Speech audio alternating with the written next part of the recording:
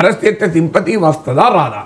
Jaganmohan Reddy arrest అయ్యాడు, sympathy వచ్చిందా? Sympathy వచ్చింది కనుకనే 2% ఓట్లతోనే ఓడిపోయాడు 2014లో. కానీ జగన్మోహన్ రెడ్డి అరెస్ట్ అయిన తర్వాత ఆ గ్యాప్ లో వేరే పరిణామాలు జరిగాయి.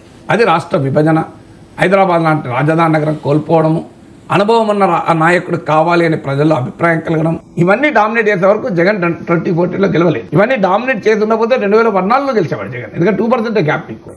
2019కి వచ్చారు, గెలిచారు. మళ్ళీ చంద్రబాబు నాయుడు అరెస్ట్ చేశారు, చంద్రబాబు నాయుడు మన ముఖ్యమంత్రి అయ్యారు. అంటే కాంటెక్స్ట్ ఏంటి? రేవంత్ రెడ్డి అరెస్ట్ చేశారు. రేవంత్ రెడ్డి అంటే చిన్న వేరే కేసు అనుకోండి, ఓటు పాటు.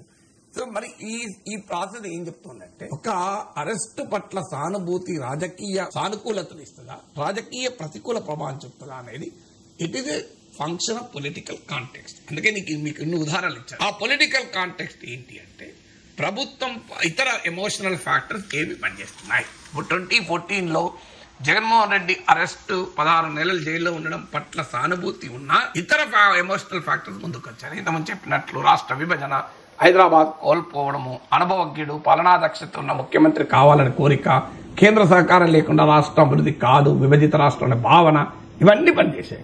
పనిచేసి చంద్రబాబు నాయుడుకి అడ్వాంటేజ్. ఇప్పుడు 2024 ఎన్నికలకు ముందు చంద్రబాబు నాయుడు అరెస్ట్ అయిన సందర్భం ఏంటి? జగన్మోహన్ రెడ్డి ప్రభుత్వం పట్ల ప్రజా వ్యతిరేకత తీవ్ర స్థాయికి పెరిగిన సమయంలో అరెస్ట్ అయ్యారు. అంటే దీన్ని బట్టి మనకు అర్థమయ్యేది ఏంటి? ప్రజా వ్యతిరేకత పెరిగిన సమయంలో అరెస్ట్ అయితే, ప్రభుత్వం పట్ల ప్రజా వ్యతిరేకత పెరిగిన సమయంలో విపక్ష నేత అరెస్ట్ అయితే అది విపక్షానికి ఉపయోగపడుతుంది. కానీ ప్రభుత్వం పట్ల ప్రజా వ్యతిరేకత పెరగక ముందు అరెస్ట్ అయితే ఆ ప్రభావం ఉండదు. ఎన్నికలకు ముందు అరెస్ట్ అయితే ప్రభావం ఒక రకంగా ఉంటుంది. ఎన్నికలు లాంగ్ టైం ఉన్నప్పుడు ప్రజలు మర్చిపోతారు, ఇతర ఫ్యాక్టర్స్ ముందుకు వస్తాయి. ఇతర ఫ్యాక్టర్స్ ముందుకు వచ్చే వరకు చర్చ అంతా మారిపోతుంది.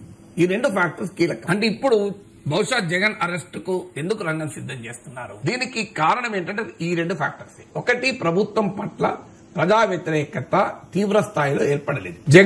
చంద్రబాబు నాయుడు వెంటనే గద్దదించాలి అనే భావన ఉన్నప్పుడు జగన్మోహన్ రెడ్డి అరెస్ట్ చేస్తే జగన్ లాభం. సరిగ్గా అదే జరిగింది. చంద్రబాబు నాయుడు అరెస్ట్, జగన్ గద్దదించాలని ప్రజల్లో భావన ఉన్న సమయంలో చంద్రబాబు నాయుడు అరెస్ట్ చేశారు. అది పెద్ద ఎత్తున సానుభూతి అంశమే. కానీ ఇక్కడ ఆ పరిస్థితి లేదు. ఎక్కడ పరిస్థితి ఏంటి? ఇప్పుడు చంద్రబాబు నాయుడు ప్రభుత్వాన్ని ఇప్పటికిప్పుడు గద్దదించాలన్న భావన లేదు. కొంత అసంతృప్తి ఉంది కొన్ని వర్గాల్లో, కొన్ని అంశాలపైన.